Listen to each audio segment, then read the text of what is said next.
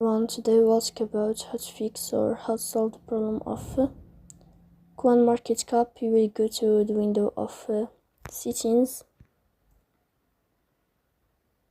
Here in this page you can go to apps, default apps, app settings. On above you can search about CoinMarketCap and you can click here. Then in this page you will click on first stop and you can click OK. Here you will enter to the window of storage. Then you can click on clear cache. But pay attention, don't click clear data because that can delete your account or can cause you errors on your app. So please don't forget to support us by like and subscribe. See you next time in another video, and thank you for your attention and your